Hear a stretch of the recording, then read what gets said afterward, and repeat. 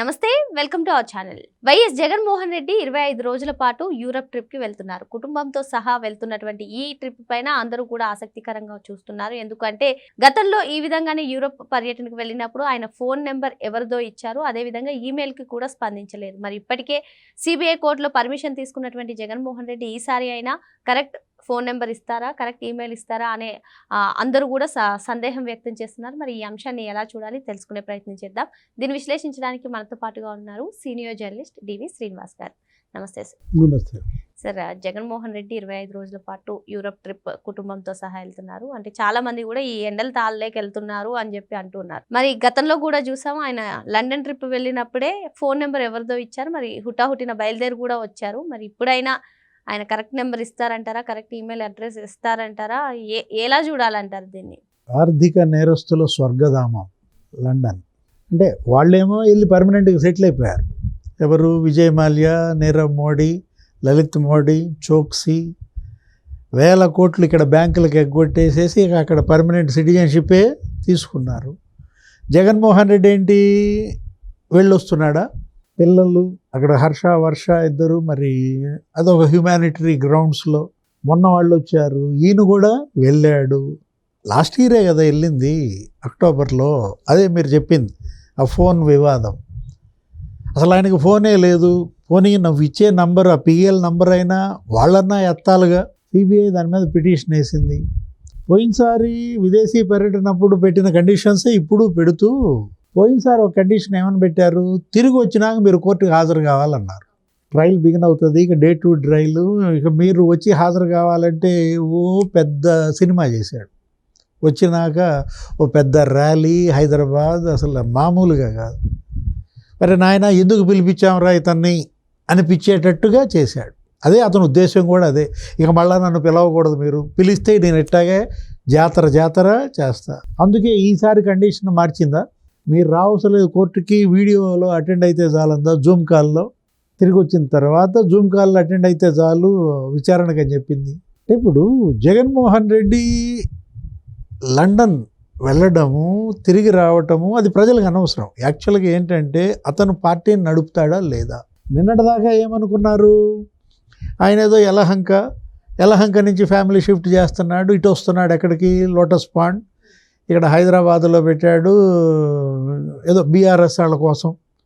ఇద్దరు కలిసి పనిచేయటం, లేకపోతే అటు కేసీఆర్ సలహాలు ఈయన తీసుకుందామనో, ఈయన సలహాలు కేటీఆర్కి ఇద్దామనో కాపురం లోటస్ పాండ్కు మారుస్తున్నాడు అన్నారు. ఆ సర్దుకోవటం సరే, అసలు ఇటు సర్దుకుంటున్నాడా లండన్? గతంలో ఏంటి అనేక రకాలు అట్లా, ఏది వాస్తవం మనకు తెలియదు. సోషల్ మీడియాలో వచ్చేది అక్కడ ఒక దీవి కొన్నాడు అన్నారు, అసలు ఆయన అక్కడ ఒక పెద్ద బ్యాంకు పెట్టాడు అన్నారు. అంటే లండన్కి జగన్మోహన్ రెడ్డికి ఈ మనీ లాండరింగ్కి గతంలో అయ్యే కేసులు ఏది 11 సిబిఐ కేసులు, 9 ఈడీ కేసుల్లో 6 దేశాలకు అప్పుడు మనీ లాండరింగ్ జరిగిందన్నారు. మారిషస్, లేకపోతే హాంకాంగ్, స్విట్జర్లాండు, లేకపోతే బ్రిటిష్ వర్జీనియా ఐలాండ్స్, వాటికి సిబిఐ లెటర్ ఆఫ్ రొగేటరీస్ పంపిందన్నారు, LOR. ఏమైంది? సమాధానం వచ్చిందా? మళ్ళా మీరు దానికి కరస్పాండెన్స్ చేశారా? అసలు ఇప్పుడు జగన్మోహన్ రెడ్డి మీద ఉన్న ఆ 9 ఈడీ కేసుల యొక్క ప్రోగ్రెస్ ఏంటి? అసలు ఈ డ్రాగ్ ఆన్ చేయడం ఏంటి? ఇప్పుడు మీరేదో జప్తు చేశామన్నారు, ఆ కేసుల్లో ఏంటి 43,000 కోట్లు ఈయన అక్రమార్జన అని అఫిడవిట్ వేసింది సిబిఐ. కానీ ఎంత జప్తు చేశారు? 43,000 కోట్లు జప్తు చేశారా? మీరు ఎంత అయితే మీరు ఆరోపించారో అంత అమౌంట్ మీరు జప్తు చేయాలి కదా. 43,000 కోట్ల అక్రమార్జనని అఫిడవిట్ వేసిన సిబిఐ, ఈడీ ఎంత జప్తు చేసింది? మొత్తం అంతా కలిపిన 3,000 కోట్లు ఏమో. సరస్వతి పవర్ షేర్లతో సహా, ఈ సాక్షి డిపాజిట్లు, ఫిక్స్డ్ డిపాజిట్లతో సహా అక్కడే ఇక్కడ సింక్ అవ్వటం లేదు. ఇప్పుడు సిబిఐ మాజీ డైరెక్టర్ ప్రకాష్ సింగ్, ఎవరు? పంజాబ్ మాజీ డీజీపీ, లేకపోతే సిపిఐ నారాయణ, లేకపోతే నాగేశ్వరరావు, వీళ్ళందరూ మనం చూసాం వాళ్ళ యొక్క ఎక్స్ పోస్టులు. 13 ఏళ్ళు అసలు ఎలా ఒక ఆర్థిక నేరస్తుడు బెయిల్పై ఉండగలడు, ఉండేలా వ్యవస్థ ఎలా అనుమతించింది? ఇది ఒక $1 మిలియన్ క్వశ్చన్ కాదు, 1,00,000 కోట్ల ప్రశ్న. ఈ అవినీతి 1,00,000 కోట్ల అవినీతి కాబట్టి పోనీ సిబిఐ చెప్పినట్టు 43,000 కోట్ల క్వశ్చన్, $1 మిలియన్ తీసి పక్కన పెట్టు. ఆయన అయితే ఒక టేబుల్ వేసాడు రఘురామకృష్ణరాజు, ఏ సంవత్సరం ఎన్ని వాయిదాలు ఎగ్గొట్టాడు అంటూ మొత్తం 3,140 వాయిదాలు ఎగ్గొట్టాడనో ఏమో ఇచ్చాడు. 136 డిశ్చార్జ్ పిటిషన్లు వేశారంట. వేసేవాడి తప్ప, ఏంచుకున్నాడు తప్ప.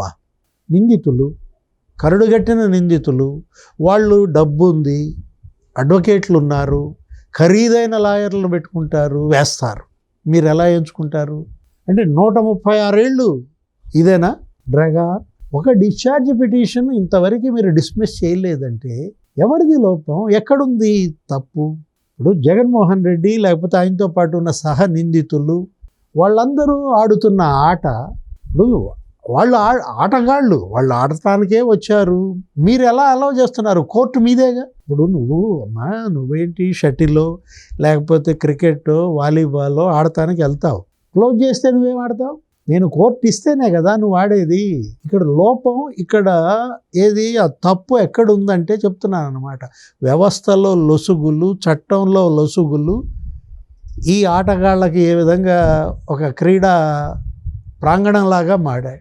మనం ఇప్పుడు ఇక్కడ తీసుకోవాల్సింది, జగన్మోహన్ రెడ్డి లండన్ వెళ్తే మనకు అభ్యంతరం లేదు, పిల్లల దగ్గరికి వెళ్తే మనకు అభ్యంతరం లేదు, ఆయన తిరిగి వచ్చినా అభ్యంతరం లేదు, పిల్లలు వచ్చినా అభ్యంతరం లేదు. కానీ ఇప్పుడు ఈ ప్రజలు వేస్తున్నటువంటి ప్రశ్నకి వ్యవస్థ ఇచ్చే సమాధానం ఏంటి? సిబిఐ చెప్తుందా, లేకపోతే ఈడీ చెప్పుద్దా, సుప్రీంకోర్టు చెప్పుద్దా, హైకోర్టు చెప్పుద్దా? ఏ కేసు ఇంతవరకు ఒక లాజిక్కి ఎండకి తీసుకురాలేకపోయారు. ఇది ఒక్కటే కాదు, జగన్మోహన్ రెడ్డి అక్రమాస్తుల కేసులే కాదమ్మా, వివేకానంద రెడ్డి హత్య కేసు తేల్చారా? ఒక లాజిక్ ఎండకు తీసుకొచ్చారా? ఎవరామె? సునీతారెడ్డి వేసిన ప్రశ్నలు, సందేహాలు సుప్రీంకోర్టే చెప్పింది. సిబిఐ అక్కడ ఉన్నటువంటి కోర్టు ఇచ్చినటువంటి మేరకు దర్యాప్తు చేస్తూనే సునీత రైజ్ చేసినటువంటి సందేహాలు, ఆమె దగ్గర ఉన్న సాక్ష్యాలు, వాటి మీద కూడా విచారణ చేయమంటే చేశారా? చేయలేదు. మరి సుప్రీంకోర్టు కలగజేసుకుందా? మళ్ళా సునీత వచ్చి మళ్ళీ హైకోర్టులో పిటిషన్ వేయాలి. హైకోర్టులో ఆమెకి న్యాయం చేస్తే సరే ఉంది, మళ్ళీ అది కనుక కొట్టేస్తే మళ్ళీ సుప్రీంకోర్టుకి వెళ్ళాలి. ఎన్నేళ్ళు ఆమె న్యాయ పోరాటం చేస్తుంది. బాధితురాలు సునీత భాస్కర్ రెడ్డి. ఇప్పుడు శిక్ష మాకు పడింది, నిందితులకు పడలేదు, హంతకులకు పడలేదని ఆ తల్లి కూతురు కన్నీళ్ళు. ఆ ఒక్క కేసే కాదు, ఇప్పుడు తిరుపతి మహాప్రసాదం లడ్డు కల్తీ చేరిందా ఒక లాజిక్ ఎండుకి? అధికారుల్ని బలి తీసుకున్నారు. ఎవరు? ఆ సుబ్రహ్మణ్యం లేకపోతే ఆ విజయభాస్కర్ రెడ్డి వాళ్ళు కన్నీళ్లు పెట్టుకున్నారు. వాళ్ళు ఏదో ఫోన్ వచ్చింది, ఆ డబ్బులే ఇచ్చారు, ఆ వెనక్కి ఇచ్చినట్టున్నారు. అధికారులు కొంతమంది రాజీనామా చేసి వెళ్ళిపోయారు. వేటు పడింది సింగాల్ దగ్గర నుంచి బాలాజీ దాకా. లేదు, డైరీ యజమానులు అరెస్ట్ చేశారు, జైల్లో పెట్టారు, బెయిల్పై బయటకు వచ్చారు. అదే ఎవరు? బోలేబాబా వాడు కావచ్చు, ఏఆర్ డైరీ కావచ్చు, వైష్ణవి వాడు కావచ్చు. ఇంతవరకు పాలక మండలిగా పనిచేసిన చైర్మన్ సుబ్బారెడ్డి, భూమన కరుణాకర్ రెడ్డి నిర్దోషుల? అదేనా మీరు ఇచ్చిన సందేశం? జగన్ అదే చెప్తున్నాడు. ప్రెస్ మీట్ పెట్టి ఏమన్నాడు? ఆ కేసులో మరి మా బాబాయిని అరెస్ట్ చేయలేదు, భూమన్ అరెస్ట్ చేయలేదంటే క్లీన్ చిట్ ఇచ్చినట్టేగా అన్నాడు. సరే, అక్కడెటు సుబ్బారెడ్డికి భూమన కరుణాకర్ రెడ్డికి క్లీన్ చిట్ ఇచ్చారట జగన్ మాటల్లో. ఇక్కడ కూడా ఇచ్చేయండి, మరి ఈ కేసులు కూడా కొట్టేసేయండి. ఆ 11, ఆ 9 కేసులు కొట్టేసేసి అతను క్లీన్ చిట్ ఇచ్చేసేయండి. ఏది తేల్చకుండా ఎన్నేళ్ళు నడుపుతారు? ఏ కేసు అయినా అంటే దర్యాప్తు సంస్థలు బెంచ్ మార్క్ పెట్టుకున్నాయా? ఏ కేసు అయినా మేము జగన్పై 50% చేస్తాం, 50% మూసేస్తాం. న్యాయస్థానాలు కూడా అదే నిర్ణయించుకున్నాయా? మేము ఇచ్చే జడ్జిమెంట్లు, తీర్పులు, ఆదేశాలు, ఉత్తర్వులు 50%, 50%. ఏంటి 50-50? అది ఇవాళ జనంలో వాళ్ళ జనం నిలదీస్తున్నారు. వాళ్ళు మాట్లాడరు. వాళ్ళు కేవలం 5 ఏళ్ళకు ఒకసారి వాళ్ళ తీర్పు వాళ్ళు ఇస్తారు. ఏ ప్రభుత్వం కావాలి ఏంటి ఇవన్నీ ఆలోచించే ఇస్తారు. ప్రజా తీర్పుగా ఇస్తున్నప్పుడు న్యాయస్థానాల తీర్పులో ఈ నాంచుడేంటమ్మా? దర్యాప్తు సంస్థల దర్యాప్తులో ఈ డ్రాగన్ ఏంటి? తప్పు అతనిది కాదు, తప్పు వ్యవస్థది. మరో అంశంతో మళ్ళీ కలుద్దాం. Thank you sir.